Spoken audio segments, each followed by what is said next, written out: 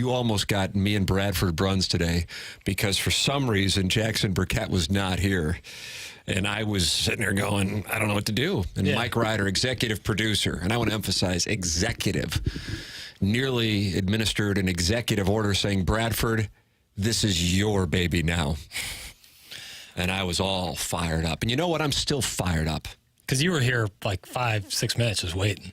Just waiting. I'm like, hey, I got takes on this Cardinals-Pirates game. Yeah, and especially Cardinals-Pirates game. Oh, man. No, we'll be all right. Did I get into the studio 30 seconds ago? Yes. Am I still going to bring heat? Yes. I want it today. I want the audience to know I want it today. Text in if you want it at the Air Comfort Service text line, 314-399-9646. And you can interact. I see Jen Phone's in there. Hi, Jen. She said, did Jackson switch teams? Because you're wearing a blue shirt, maybe, in the YouTube chat? I just like this shirt. Has nothing really to do with the club. I mean, I'm wearing a Cardinal hat. Yeah. And I am standing right here because of the team for whom's cap I wear. Yes. Sorry. I was getting executive orders in my ear. Oh, man. I don't know what to do. I guess Rockio could do 4 hours. I think he could. Sure. Rock? I think he's at 17. Oh, really? Yeah. Hence why Bradford was nearly executive ordered into your position. In the catbird seat. People are furious with you because there's no video footage right now on the YouTube channel. Correct. Now there is, though.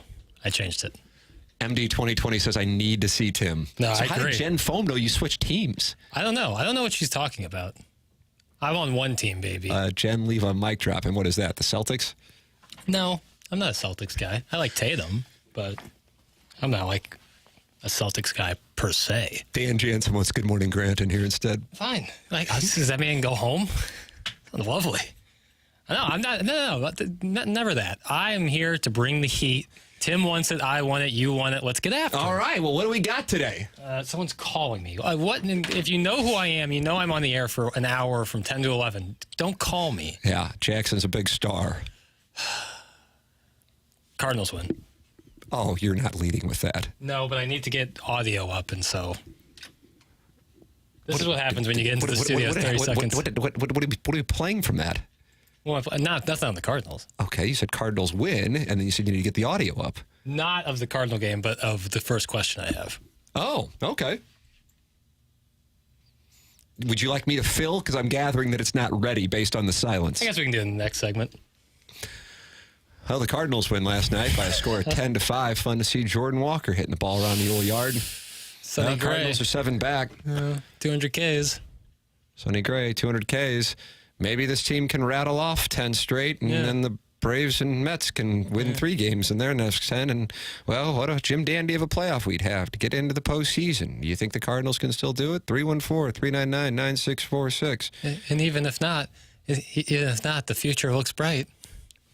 That was right. You started the season holding rights. You're ending the season holding rights. Yeah, that's how I want to go out. I want to go out as a rights holder. It seems to pay. I think the opposite. I think grifting. Yeah. Grifting has much higher ceiling. Being king contrarian is like the ultimate spot to be in. Like being really mad. Grifting contrarian. Like being really mad at Nick Sirianni for not running the ball on the results-oriented situation like that. Saquon Barkley drop. Yeah, like that I think probably nets you the most money. Really? Like if you were to have like 3 different plays up on your... I think somehow making it racial is the move. Oh, all the time. If you can somehow do that, that's your grift. That's your 2024 grift. That's your highest ceiling play. Right. So like when I wake up in the morning and I've talked about how I coo like a baby. Yeah, I'm uncomfortable with that. Part of that cooing process is going on Twitter and seeing who's grifting this morning. Oh, is that right? Yeah. Or that's how you start your day. Or who was grifting last night. It's a terrible way to start my day. I wish my phone wouldn't let me open Twitter until at least 8 a.m. Well, I mean, you can control that. Let's show some discipline, like getting to the show on time. Yeah, that was on me today. Ryder told me 30 seconds. I just kept walking slowly. I have the Jets number tonight at -6.5. Feels like a lot. Patriots haven't been as terrible as expected. Sounds like MD 2020 wants you to release a play on the Jets-Patriots Thursday night game. I don't know about you. You like to place a wager every once in a while. I kind of avoid Thursday night football. Why Delta? Tough handicapping. Because I don't know how teams react to a short week. Strikes me early on in the Thursday night games that you would see lots of points. Yeah. Maybe tough for defenses to really install a game plan. I think that Las Vegas has caught up with that, and maybe defenses and organizations have caught up with that. Do you like the Amazon broadcast? Yeah. I kind of like it, I think we talked about that last Friday. Did we? Maybe Bradford was with. I don't know. But I think Al Michaels and Kirk Herbstreit are really good. We talked about this on TMA. Michaels was invested more recently. That's what I think. And as you said, they're getting better games. Yeah, 100% getting better. Illini game tomorrow night has me all fired up. There's some tiny peepee. I'm fired up for that, too. I'm really excited for that. Going to Columbia. Gabe has a tailgate. Woo, woo! Oh, nice. They hate me at Power Mizzou, so when I show up at the Gabe's tailgate, it'll be good. Oh, I think they're going to like you. You've been championing the Tigers for a couple of years now. I don't really champion anything. I say what I think. You champion yourself. Well, how can you not? Right, there you go. I mean, I think I'm great. You know you're great. Yeah, but that would have come off as cocky. That's right. My bad. Illinois and Nebraska tomorrow night. What's the number on that? I believe... Oh, no, ILL minus... getting 7. I think they're getting 9. I think Illinois is getting 9. As I was saying on TMA about 7 minutes ago, I thought the Missouri-Boston College line was higher than I would have said it, and I think the Missouri-Vanderbilt line is lower than I would have said it. I don't know about that. It's dropped now to 7.5. Okay. 8.5 some places. Low total, though. 43 points. Low total. Well, they respect the Illini defense. Yeah, they got that good quarterback who is cosplaying as Patrick Mahomes, Dylan Raiola. Nebraska does, yes. Nebraska. Luke Altmaier, of course, the quarterback of Illinois, fighting Illini. Missouri and Vanderbilt, that's a 20-point spread. 20.5, some places 21, but 57 is the total there. And the under smells. I love betting unders. You know me. I love an under. Do you really? Oh, that yeah. makes you a sharp. You start out the bet. Squares love favorites and overs, and you apparently are a sharp. I like it because you start off the game winning the bet. You're already winning the bet. You know, in an over, you have to get over a number. The under, you're already there. Thank you for talking down to me in the audience. Well, we're not. This isn't just Tim and Jackson talking over. You know, I'm trying to inform the listening, the audience. Nice. Inform the listening. Right, we're going to change the name of the show to Inform the Listening. Yeah, that's a good name. Illinois defense is going to have to play out of their minds. Illinois offense is kind of sus. That's from Willie. And it looks like he has Chief Lenowik in his avatar there on YouTube. I think this is going to be one of the more raucous atmospheres of the weekend. That's a nice play. I agree with that. It's kind of another not that great schedule. Yeah, it's a weird slate because you get some in-conference games going now, and then some are still playing cupcakes. And it's because like Mizzou's playing an SEC game, Tennessee, Oklahoma's an SEC game, but then you see like Texas playing a cupcake, and you see Josh has got the week off going into T-Town next week. Yeah. That'll be a Jim Dandy. Is Bam off this No week? need for Kirk Herbstreit to check his flight. His plane's landed in Tuscaloosa on September 28th. Alabama, they're off this week as well. Yeah, probably not a coincidence. Right. So next week. Georgia's off, Alabama's off. That tells you all you need to know, brother. Yeah, in Tuscaloosa. Just like Auburn and Alabama usually schedule Murray State the week before they have the Iron Bowl. That ain't a coincidence, brother. Yeah, it's a 6:30 kickoff too. Georgia, Alabama. Yeah. And settle in. Mizzou's on a bye that week. That's right, so we can settle in. Yeah. And as everybody knows, it's my birthday weekend. That's right. Friday is your birthday. Yeah. Not this coming Friday, but 27th. People know that. Yeah, I know. I'm sorry. Yeah. Getting redundant on this program. All right, I have questions for the next segment. I'm not just, I have you're acting like you're going to call up audio. I do have. I have 2 pieces of audio. One that we played yesterday, and then so we're going to repeat a segment. Well, I think it's needed. It's needed context. It's needed context. Okay. We have a college football beef going on. I got to hear both sides. Who's beefing? Josh Heupel and the Oklahoma fans. Yes, they will be beefing, especially if he onside kicks if they're up 30. But no, this is with Coach Prime and Paul Finebaum. All right, there it is. Jackson's got the audio. That's coming up next. It's Balloon Party 101 ESPN.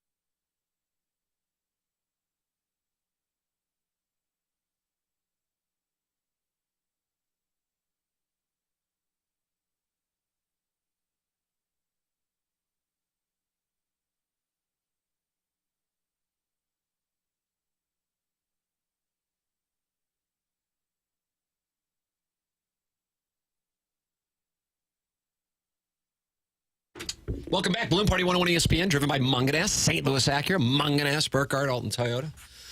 Tim McKernan, Jackson Burkett with you on the program. Jackson, in the last few days, you've been ranking the hottest coaches in the major North American professional sports leagues. We started with the NFL. Didn't know the segment was actually going to happen. Yesterday, you went to the NBA. That was fun. J.J. Redick getting the George Washington and the Mount Rushmore, the top 4 attractive coaches in the NBA. Are you going NHL or Major League Baseball today? We're going to go NHL today. And because we're in segment 2, I got to give 2 here. Oh, what a treat. You're going to give them now, or are you going to increase time spent listening? I'm going to give one at the beginning of the segment, so I'm going to give one right now, and I'll do one right before we go to break at the end of this segment. Fair enough. First up, Lindy Ruff, Buffalo Sabres. Lindy Ruff is the most attractive coach in the NHL. Lindy Ruff gets the old crown. Yeah, something about him. Canadian. That's not necessarily all that surprising. No, I know, but I like Lindy Ruff, and I like the name Lindy. Are you sure you know what he looks like? Yeah, I'm looking at a picture of him right now. Good dude. Lindy Ruff gets the first spot. I mean, he's 40 years older than you. I know, but isn't there something about that that's like comforting? It's like he has so much sage advice for you. You know, one of the tenets of this show was to never kink shame. Right. And I feel like if I give any more opinions on what's going on right now, I might be bordering on kink shaming. And that would be really uncool of you. So therefore, I will say I look forward to hearing who the second one is. Wait till the end of the segment. You're not going to believe this one. If you thought Lindy Ruff was wild. There it is. Do you agree with Jackson? Yeah. I got more coach talk, though. All right. What do we have? So yesterday we played the audio of Deion Sanders kind of going at the media, saying, like, look at this changing landscape of college football. And now you're attacking players who had never done that. Paul Finebaum had some thoughts. Now, I think I should probably play the Deion clip first, and then I'll play the Paul Finebaum clip. So here's Deion talking to the media. When I say I genuinely love these kids, I genuinely really do. It's not about what they can do for me on the football field. It's about what I can help them with in life. Landscape has changed in football. Once upon a time, you guys never attacked college players. Now they're making more money than y'all. And some of y'all are envious and jealous about that. So you're on the attack. It was hands off for college player because he's an amateur. Remember? Remember that, guys? Now it's hands on. Go at them any kind of way you want. They're making more money than me, and I'm mad about it. When you attack them, these guys are sensitive. They've never been attacked. They hadn't gone through what a grown man, what I've been going through with y'all for years. They haven't done that. So it is what it is. I know you're going to do your job and what you must do, but your job does not say attack. The personal stuff, leave it to be personal, because if we start flipping the script on y'all, you wouldn't like it. I can easy. Thank you, Lord, for stopping me there. Ooh, that was almost a good one. That would have went viral. And here's Paul Finebaum. This is Paul Finebaum in response to that from Deion Sanders. Correct. Deion right there was purely gaslighting, and it really unbecoming of somebody of his stature and status. He knows that's not true. The people that cover college football have been arguing vociferously for years to get more autonomy for players so they can make more money, so they can't be treated the same way that they always have. And for him to say that is just really specious. It's baseless. And quite frankly, it looks to me like he is living in an alternative universe, because that is simply not true. And to use the word slander, I mean, that is so far beyond the pale, because most people, the majority of the media, lifts these players up. They don't tear them down. Quite frankly, the only player on his team that has even come under scrutiny is his son, Shedeur Sanders. And right here on this program 24 hours ago, the entire panel, Stephen A., myself, and Shannon, defended him for not shaking hands with a player who was trash-talking him. So I frankly don't have any earthly idea where he came up with it. I think it's desperation, and it's entirely spineless of him to attack the media, who has not even attacked his players. May I ask a question, Jackson? Yes. Thank you. Was Deion Sanders' comments, were those directed at Paul Finebaum? No, not to my knowledge. Okay. Then I don't understand why Paul Finebaum, like, if Deion Sanders is talking about other media, then why would it matter what Stephen A. Smith, who I don't really think is locked into college football, right, and Shannon Sharp and Paul Finebaum were saying. I mean, maybe he's talking about somebody in the Denver area who covers Colorado's in the Big 12, I think. I don't understand. I don't understand where Finebaum's coming from, actually. Well, Finebaum earlier in the year, because this is not the first time they've traded barbs. Yeah, he needs a new guy to do that with since Harbaugh's not in college football anymore, right?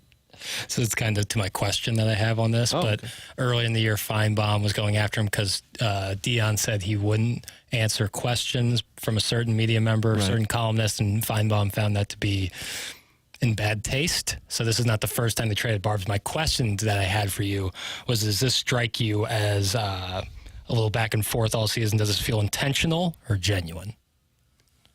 On Deion Sanders' part and genuine. On Finebaum's part, it's performance. But I mean, that's kind of what I felt. Because Finebaum kind of, like you said with Harbaugh, kind of it's like the callers into the Finebaum show. Right. They're more characters than they are real human. I mean, it's entertaining. Yeah, I agree. You know, I loved the angle when we didn't know if, Kane came back from the dead or not, and then would wrestle. Evander Kane? Nope. He hit the post. Just Kane, the Big Red Machine. Got it. Kind of do some show prep, man. Big Red Machine, the Reds in the 70s. No. Wrestler. Who's now, is he a mayor in Tennessee? Really? Yep. But I didn't sit there and go, wow. I would think that, newspapers throughout the world would lead with this, that a guy who was dead is now, not only is he back alive, but he's wrestling and quite well.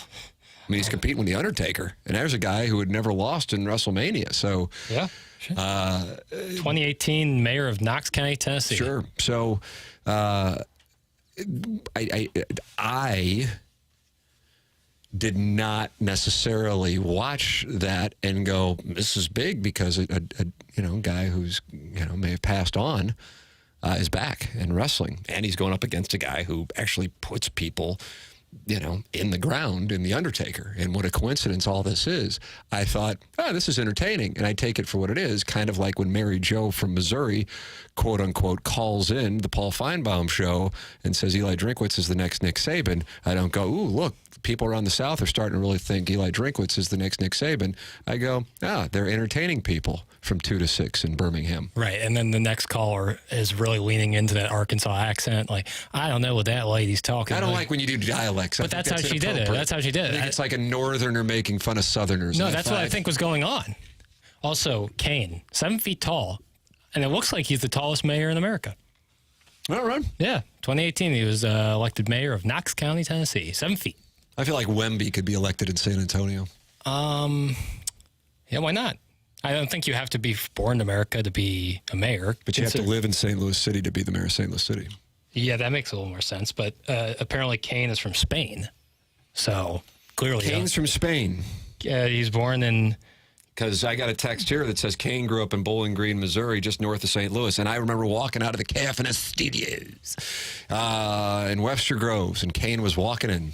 So he was born in Spain to a United States Air Force family. Zombies coming in. I guess I had to let people know. But then he grew up near St. Louis and attended Bowling Green, Missouri. Yeah. High school in Bowling Green. So you and the 573 both can be correct. Yes, we can. We're bringing people together here. Do you have any other questions about this audio that you played?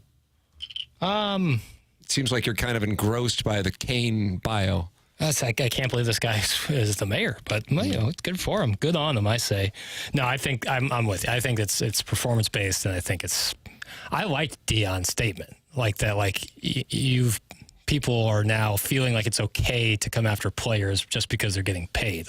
Well, in all likelihood, they should have been getting paid the whole time when you weren't coming after them. Well, the one thing, and again, this is essentially analyzing Ric Flair yelling at Gene Okerlund, but if that's what my producer, at least right now, has set up for today's show, then I'll address it. Sure.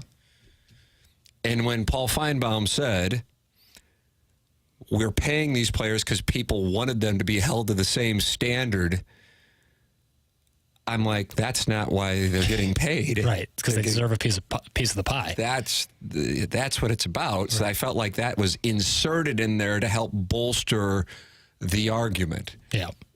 And I'm like, I don't recall anybody saying, I really hope we could start paying these players so that way I can trash them. But again, I'm analyzing. Yeah, but if you're a player, you'd probably take that. You're like, all right, I'll get trashed. Performance. Yeah. We don't get paid that to get trashed like that. I don't know. I feel like you should get paid more for how much you get trashed. That'd be great. I'd be getting rich. Let's see what I got. I think we're all getting the same thing. Jackson, you wanted number one most attractive that's right. NHL coach. Thank you. Yeah, thank you. Lindy Ruff. Well, I mean, if we're going to promise something to begin the segment, you got to get better at teasing. Couldn't be more right, Tim. The current coach of the Winnipeg Jets, Scott Arniel. Arniel? So Arinel. So are you just like grabbing names? No, I'm looking at a picture of him right now. Handsome cat. I just don't know how to pronounce his last name. Scott William Arinel. He definitely coaches for the Winnipeg Jets. Okay. And that's right up there. Number 2. So we'll have 3 and 4 in the next segments. I hope Jamie Rivers is in the building. I hope so, too. I didn't get to see him yesterday. I'd like to embrace him. All right, so we have 2 more NHL coaches to go. And Lindy Ruff. Number 1. Scott Arniel. Do you know how to pronounce it? I don't. Okay. Arniel? Let's go with Arniel. Beat out Torts. Torts. All right, who will be Jackson's final 2 most attractive? Might be Torts. Oh, I got the next one. Why?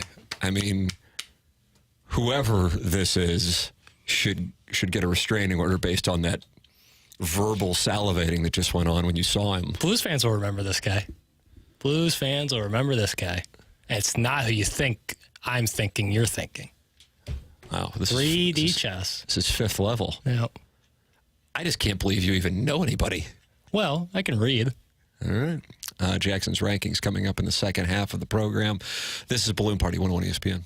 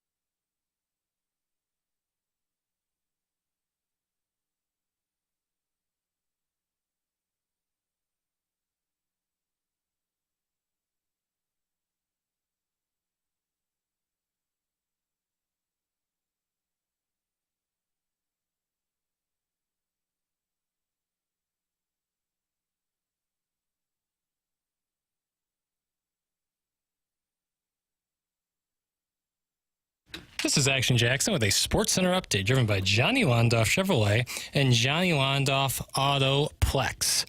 Hey, look at the Cardinals. They win again as they defeat the Pittsburgh Pirates last evening. They take on the Pirates one more time tonight. 6:15 is the first pitch. That was our Sports Center update driven by Johnny Londoff Chevrolet and Johnny Londoff Autoplex. See them at londoff.com. Chevy, together we drive. Are you kidding me?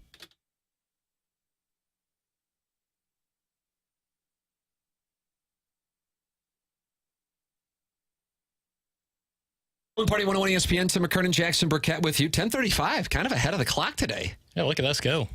All right. Time check brought to you by Clarkson Jewelers. Show's brought to you by Munganess, St. Louis Acura, Munganess, Burkhardt, Alton Toyota. Oh, you could just see Good Morning Grant on the YouTube. He was giving us trivia during the commercial break. He was. He was on the YouTube chat? Yeah. I saw him. Oh, during my Sports Center update. Yeah. All right, we're back. I had to get my feet under me there for a second. Total BS. You've been sitting the whole time. I don't like when people lie on the air. All right. Well, I got a question for you. Okay. Is growth in coaching something we fail to talk about enough? Do you think that because coaches are full-grown adults, we fall short in discussing what is important progressions/regressions in their coaching ability for all three, Mizzou, Cardinals, and Blues? We have coaches with little to no experience anywhere else, and what experience they have isn't at the level of their current job. How do you best monitor how a coach develops, and do you think it's possible for a coach to progress while the current team regresses? Yes, I do on that last one. I absolutely do. I think it would be kind of strange, actually. So I'm curious about the origin of the question. If a coach didn't progress, well, I was just thinking. Well, I also think a coach can regress, not necessarily in the sense that they actually do regress, but that they stay set in their ways, and their contentment leads to getting passed by. Yeah, I was thinking of it because I was like, man, the Cardinals, Ali Marmol, no managerial experience anywhere but the Cardinals to this point. Drew Bannister obviously coached in the AHL, but not in the NHL. And then you have Eli Drinkwitz, who's at App State, not Mizzou. Now he's obviously in his fifth year, so he's the furthest along. And we, of course, include Brett Bielema, who's got a top 25 program, and I recognize the 618 as part of the St. Louis metropolitan area. And ILL is going to go into Lincoln, Nebraska tomorrow night and take it to the Huskers. I hope that happens. I root for ILL, except in late December. When they're in Columbia, Missouri? When they're in Enterprise Center. Oh.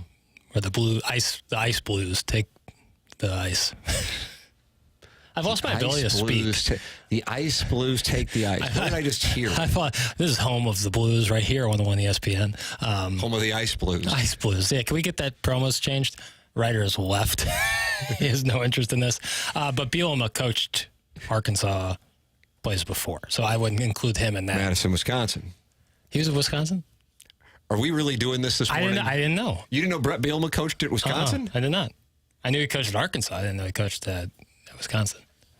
A lot of red schools. I'm still going to go all in. I'm not even going to look down at my cards again. I didn't know. I have the nuts. I have to. I'm all in. I did not know he coached at Wisconsin. I thought he was an assistant and then got the job at Arkansas. And then it was a huge deal that he left Madison, Wisconsin to go to Fayetteville. And then wasn't it kind of a big... Did he get fired? He got fired. On the field. That's right. After losing to Barry Odom. I think Harrison Mevis kicked a game-winning field goal that game. No, couldn't have been. No, because that would have been drink.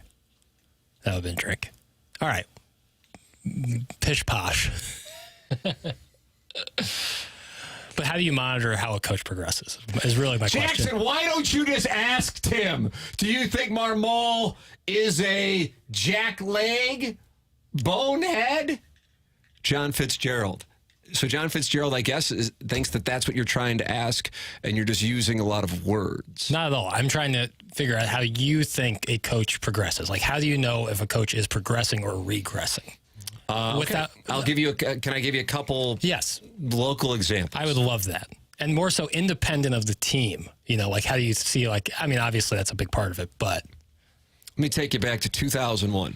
You're 3 years old. Yeah, I was. You're already watching The Association. Better believe it. And excited about the start of this WNBA, right? No, but Iverson's MVP year, if I'm not mistaken. And the Cardinals are flopping around. You can maybe make a case that they were even sellers at the deadline. Believe it or not, yeah, Jason Christensen was traded away. I'm still shocked by it to this day. And the Cardinals got Woody Williams from the San Diego Padres, even though they wanted Sterling Hitchcock more, because Ray Lankford was at Bristol, a couple doors down from us here, watching the game because he wasn't happy with the way he felt he was being treated by the Cardinals. But with Woody Williams working with Dave Duncan, and with Darryl Kyle and Matt Morris in the rotation, and with fun buddy Bud Smith, who threw a no-hitter that very year in the rotation, well, the Cardinals were coming. Tra-la, tra-la. But alas, Jackson, it wasn't just about that rotation and the magic of Dave Duncan and the benefits of Ray Lankford choosing to watch a game at Bristol Seafood as opposed to actually going to Busch Stadium. No. Tony La Russa, in what was a very difficult move for him as Mark McGwire's manager in Oakland and here in St. Louis, Missouri, moved McGwire from the middle of the order down toward the bottom of the order. And the Cardinals took off. And why they went to the NLDS and they gave it their all before falling to the Diamondbacks, who would in 3 weeks win the World Series. And a World Series that's still talked about because it was played in the shadows of New York City 2 months after September 11th. B.K. Kim had problems in the Bronx. Derek Jeter became Mr. November. But alas, it was nearly the Cardinals who were in that World Series because everybody knows they would have beaten the Braves. Tony La Russa separating the personal from the professional and moving Mark McGwire down in the order played a role in that. I'll give you another example. Would you like one? Sure, I love examples. Cardinals getting a spot in 2005. They're playing the Astros. The Astros don't win the division. The Cardinals do. This was back when winning the division meant something. Congratulations to the Brewers, by the way. Everybody's talking about it. Yeah. Larry Walker and Matt Morris, big-time players. A few years ago, that time, Walker, big part of the 2004 Cardinals. Morris started in Game 2 of the World Series against Curt Schilling in 2004. Somebody will have to check on that, as if I don't know. And Tony La Russa's out there sending them up against the Astros like it's still 2004, Larry Walker in 2001, Matt Morris. Nay. Not the same guys. Walker was in the middle of the order. Walker didn't perform. Morris didn't perform. Without Albert Pujols' magical home run off of Brad Lidge, that series ends in 5 games. Goes back to St. Louis, unfortunately. Roy Oswalt turned out the lights at the old Busch Stadium. But there's an example of going back to relying on veterans too much. And then I'll take you forward 6 years. 2011. Was it Game 3 against the Phillies? Yep. Nice. There's Jaime Garcia, known for his mental fortitude. Number 54. Out there grinding. Yeah. Didn't want to go to the bullpen just yet. And he leaves him in there too long. And was it Ben Francisco? Was it Ben? Ben Francisco. Pinch hitting because pitchers used to hit before Major League Baseball got desperate. Yeah, and turned the playoffs to the correct format. That's right, the NCAA tournament. And he got burned. Yeah. And it looked like the Cardinals season was going to be coming to an end. Well, out came a squirrel in front of Roy Oswalt and Skip Schumacher the next day. But it wasn't really the squirrel. It was Tony La Russa saying, I am not going to get beaten in my final postseason with anybody other than Chris Carpenter. If it's Jaime Garcia, Kyle Losher, Edwin Jackson, and they start flopping around in the second or third inning, I don't care. I'm bringing in the bullpen. And that was the lesson in the moment of that postseason. And so, yes, managers, coaches can absolutely see a mistake and evolve. I would tell you one of the biggest evolutions we've seen in the last 2 years is Eli Drinkwitz going, I can't call plays and be the CEO of this organization. Delegate. So I need to delegate. Yeah. And I need to bring in Kirby Moore, and he's going to make magic for us. Can I give you another example? That just happened a week ago. I saw it, and I said, that's progress right there. And he addressed it in his postgame. Eli Drinkwitz, after Luther Burden got not one, but 2, one unsportsmanlike conduct, 1 unnecessary roughness penalty, went up to the young man, star, top 10 pick next year and gave it to him. He gave it to him. You don't do that. That's not how we play. That to me was progress. I don't care. So he wouldn't have done that 2 years ago. Is that what you're saying? I never saw it. I never saw it. I'm not saying he wouldn't or didn't. Well, did they have a Luther Burton 2 years ago? They had Dominic Lovett, super talented. But I'm saying that he addressed it in his postgame, saying Luther understood. He knows. Luther addressed it in his postgame. That to me shows progress. All right. I mean, the issue with it is that we don't have how that would happen a lot, and then he wouldn't say anything. You see what I'm saying? Yeah. But what's our starting point? I think it's just a good thing. I agree it's a good thing, but I don't know if it's necessarily progress per se, because we can't say, he used to let star players get in sportsmanlike conduct and unnecessary roughness penalties all the time and would just sit there on the headphones. No, but he used to wear a Star Wars mask and a lightsaber. That's accurate. Yeah. That is accurate. I don't think he necessarily wore a mask. No, he wore a cloak, though. Right. I wore a Chewbacca mask in Halloween '83, I think. Was that your favorite Halloween costume? I think so. Yeah. I think so. I went as the Hamburglar once. I really liked that one.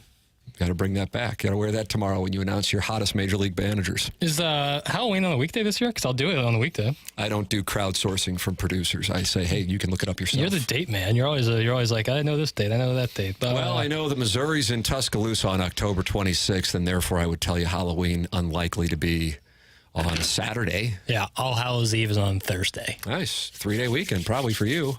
No. Late. You're going to tell Tommy Mattern? No, the fall is my busy season. Head of programming here at Hubbard, you're going to say, hey, Tommy, I need Friday off. I got a big Hallows Eve party. All Hallows Eve. I'll be off next Friday. Yep. I dressed as the Riddler once for Halloween. That's some deep voice, dude. Ooh, Jim Carrey's Riddler or Paul Dano's? I didn't. He didn't specify. I look like Paul Dano. Wentzville Walking Stick says, I need Tim without a T-shirt. Ooh. Topless radio? It's not a bad idea. Is that when we jumped the shark? I don't know if we ever were without Shark. Right, that's fair. Jackson, what do you think of my South City T-shirt? I was going to actually talk to you about that on TMA today. I really like it. Yeah. No free ads, but where'd you get it? There is a parishioner from St. Gabriel's, home of more CYC basketball championships than any place I know of, that developed it. I have a feeling.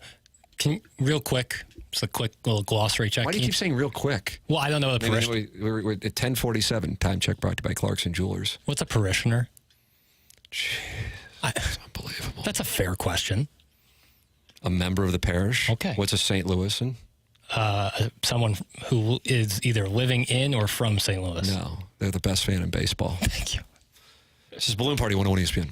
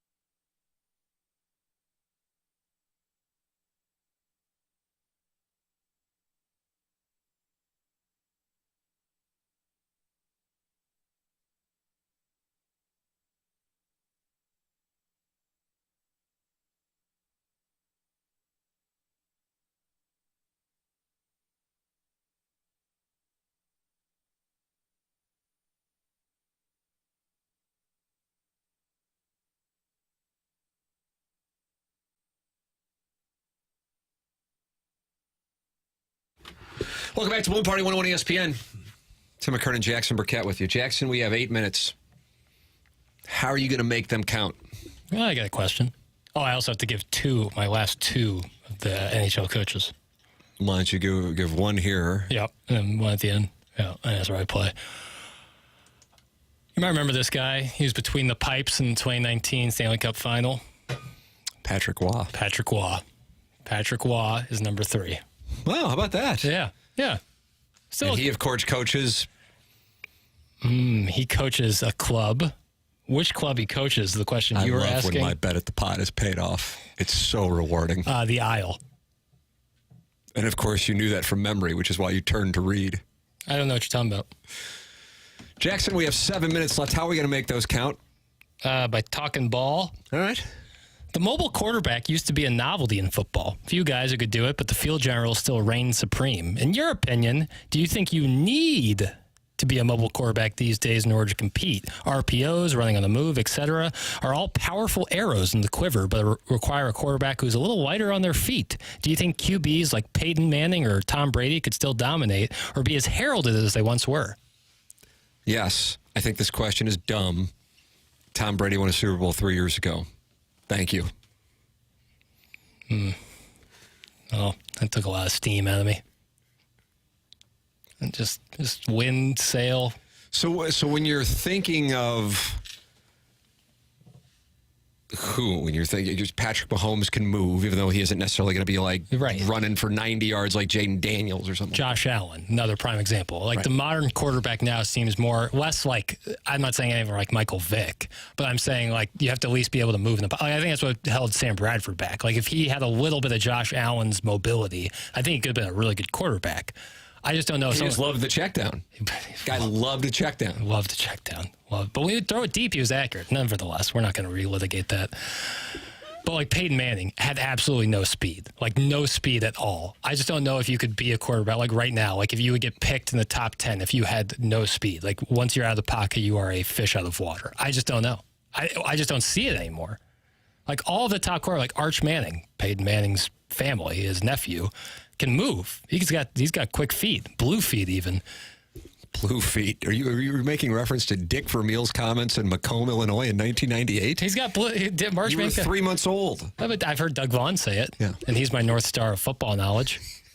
I'm sure he's got to be thrilled to hear that after this. He introduced me to the concept of a bell cow halfback. Ramondre Stevenson is a bell cow halfback right now for the Patriots, who are getting 6.5 tonight. It's shocking to me how few players I can name on the New England Patriots. Like, I know Jacoby Brissett's under center. He is. I know Ramondre Stevenson is behind. He's the bell cow halfback. You know what's more shocking to me is that we're talking about this. Well, whatever. I mean, I said we're going to talk ball. This is talking ball. But I'm trying to think of, like, what happens with the quarterback is they might come into the league running, but within a couple of years, especially if they start to take off, you notice that kind of gets, hey, let's keep you safe. You're too valuable. I'd call it the RG3 clause. Yeah, but then you look at, like, who would be the consensus top 5 quarterbacks? Mahomes, Allen, Lamar Jackson, Jalen Hurts. You can make an argument for C.J. Stroud. Wow, C.J. Stroud at number 5. Like, all those guys can move. Maybe... Like this, so you're talking about being able to move around the pocket, but not necessarily going Michael Vick. Right. Okay, all right. But Brady and Manning couldn't even run around the Brady a little bit could. Manning could not. Manning absolutely could not. Tom Brady would be thrilled to hear you say that he was a mobile quarterback. No, but he could move a little. Well, yeah, I mean, ideally that's going to be. Well, I'm not saying he was like literal sense gimp. here. He wasn't gimpy, but he was certainly far. He had more of those big spats on his ankles. Hated that look. I hate the spats. We almost had the Patriots. Does Junior even know that story? Answer him to 618. Yeah, I was on the show when it was talked about. I listened, Jackson fights back. That was my favorite balloon party, by the way. That day where we just started playing audio from your podcast and you kind of presented it like a lawyer. That was good stuff. I wanted people to always have that, like, hey, you ever want to listen to the history of the situation in the NFL of St. Louis? Not told by me, not my opinion, not like somebody I saw on Twitter. Here's Gene McNary. Here's Vince Shamel. Who else did we have? Jay Nixon. Yeah, Jay Nixon in audio? Yeah. Yeah. We got to put that... yeah, we should reshare it. Yeah. Maybe on the day next month when you take off for Halloween, we can All Hallows Eve. replay it. All Hallows Eve. I'll dress up as Kevin Demoff. Wow. If you wanted to experience more hatred. All right, Jackson, it's 10:57. The last thing I'd want to do is leave the studios today without you giving your fourth hottest coach in the NHL. Thank you, And Tim. I know management feels the same way. You know, I'm really grateful that you've been so kind in letting I me can't do wait this. to hear the 4 hottest Major League Baseball managers tomorrow. That's going to be fun. What a crescendo. That's going to be fun. I'm gonna finish it with a trip up to French Canada, Martin Saint Louis. Is that right? Yeah. Do you feel like it's what kept Rod Brindamore out and in others receiving votes? I just found out he existed, and so I feel like that is the ultimate answer. And he's a lefty, you know. Oh, you're not attracted to left-handed men? Not left-handed skaters, left-handed goalies, maybe. Left-handed skaters. Yeah, left-handed goalies. Skaters is the word I heard. Does it matter what hand you are as a goalie? Like, is that a thing? Like, you can't really be a left-handed catcher, or left-handed throwing catcher, at least. If there's a deity above us, Jamie Rivers is making his way down the hallway right now. I can't, like, quantify how not scared I am of Jamie Rivers. I'll take him on right now. Where you at? Huh? Mr. Canada? Mr. Canada. Yeah. Oh, is he roaming? Riders started looking around. Be the sweat started to form. I mean, we need, like, music like in the WWE. Yeah, like... and then all of a sudden, like, you hear the glass breaking, There and it here comes is, yeah. Stone Cold. Stone Cold. And he just comes out in a tank top, and he's screaming profanity. When he came in and gave us basically just the history of the Hartford Whalers, he did open the door really hard. That's a heavy door. That kind of scared me. Right, yeah. I'd tone it down with the which way a guy skates thing. Much less ranking. You know, the Lindy Ruff thing, I think, blew up the credibility of the list, all due respect. But it's my list. You know, I hope listeners send in their list for all of them. Oh, I'm major sure they sports. will. I hope. The listeners certainly are sending in things. All right, Jackson, we got to go. Yep. Even though we have so much momentum, it's got to come to a screeching halt right here. BK and Ferrario are up next. For Jackson Bennett Burkett, I'm Timothy Michael McKernan. This has been Balloon Party, driven by Munganess, St. Louis Acura, Munganess, Burkhardt, Alton Toyota on 101 ESPN.